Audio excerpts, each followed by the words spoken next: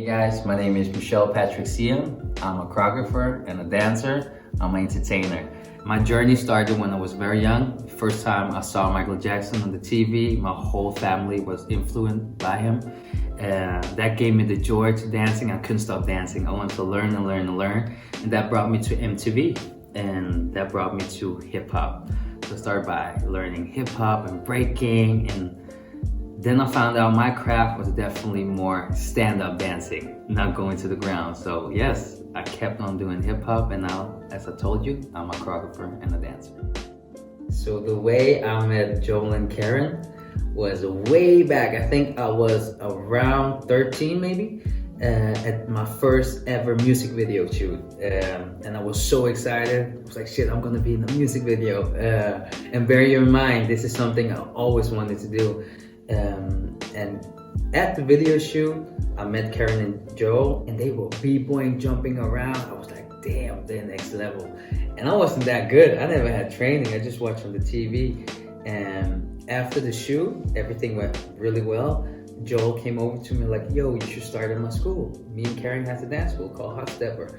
And I've always been looking for a school, but where I was from, my city was a small city, and we didn't really have cool dancing over there, like breakdance. And I was so hyped, told my mom was like, it's too far and it's expensive, and blah, blah, blah. But I was asking her every day, and she was like, okay, you can take one class every month. And then I took one class every month. And that's how it all began. As a dancer and a choreographer, I've been working with many artists and industry work, and I've been very blessed.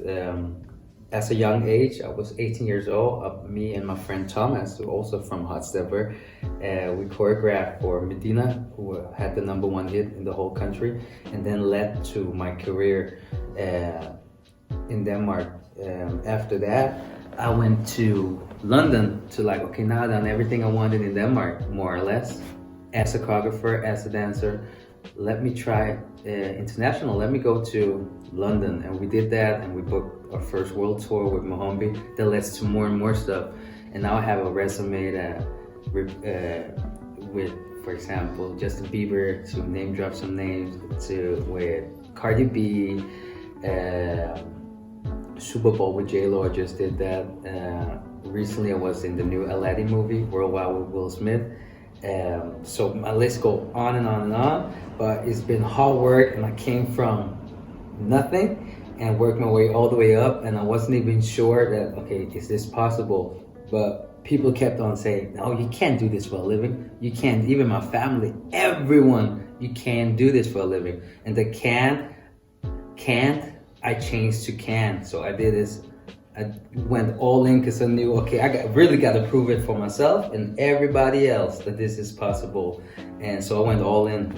So I gambled everything, and it went well. Hey, do I fart in public? As a kid, as a young kid, I always farted. Now when I'm a grown man, I fart. I have a tendency to fart around my close one, my best friends, and yeah, my little clique.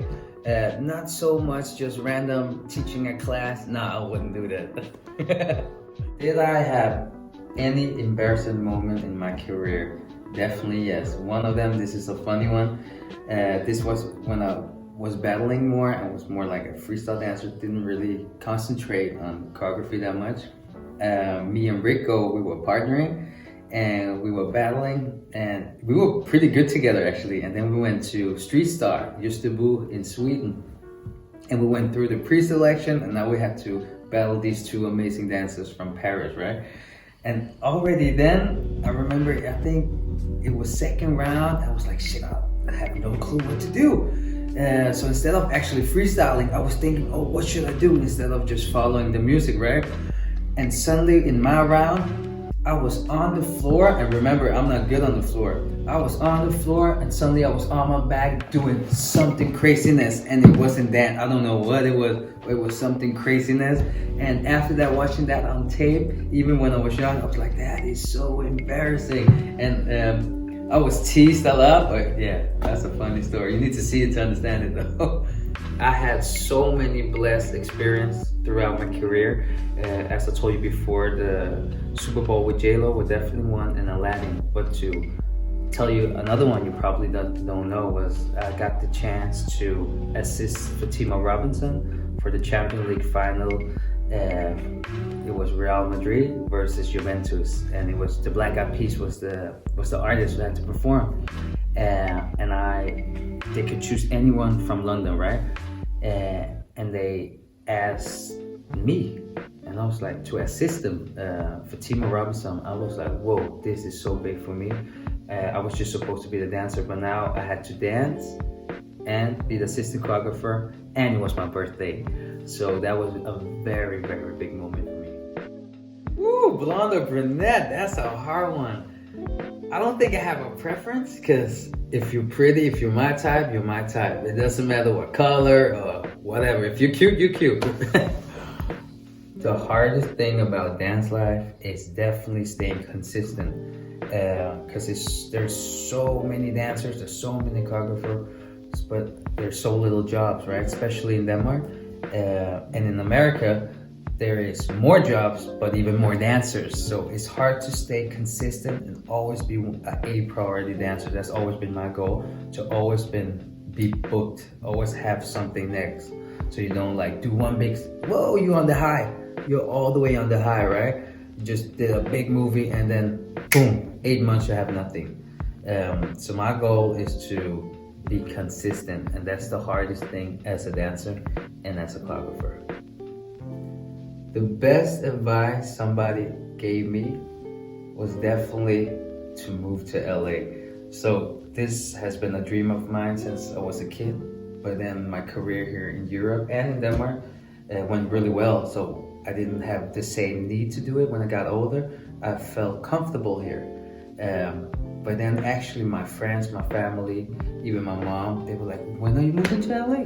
When are you moving to LA? You've been talking about, I was like, whenever. And I didn't really think so much about it anymore.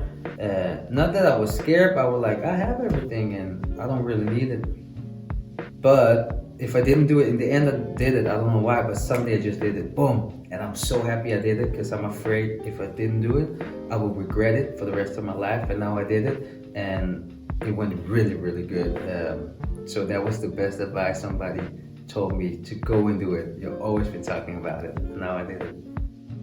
So outside of this dancing life, and Instagram, the Matrix and all that, what do Michel Patrick do? He definitely chill with his friends, chill with his family, chill with his girlfriend, play a lot of video games as well.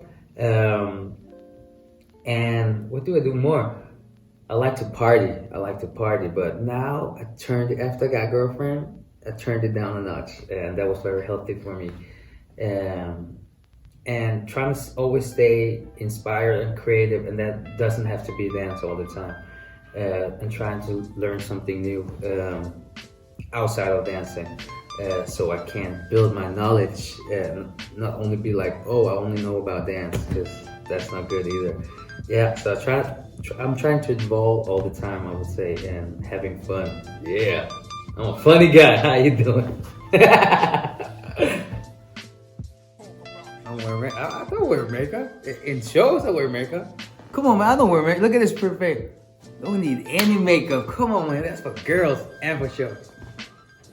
Boom. I think one of my biggest goals is to be a choreographer and a dancer who will be remembered in a positive way, in a creative way, in a dope way. So you don't think back about, when you think about Michel, nah, he was whack, or maybe you don't even know who Michel is. Nah, I want to be remembered. So Joe wanted me to give you a little Michel Patrick freestyle. And it goes, I was sitting in a corner just wasting my time, but then I realized I'm the king of this rhyme. 1 for the party, 2 for this rhyme. Come on, yo, step on to the side, cause I'm the PM cool. I'm not the fool. Okay, they're knocking me out. Oh shit. Well, go, Joe. My advice for younger dancers and younger dancers who want to pursue this as a profession, to be a professional dancer, my first advice is definitely to know your ground and stand your ground, know your worth. When it comes to money, and the industry, because this is a hobby first and foremost, and it's a passion. But when it comes to your profession, this is gonna be your tool, this is gonna be your work, this is gonna be your life, this is gonna be your income.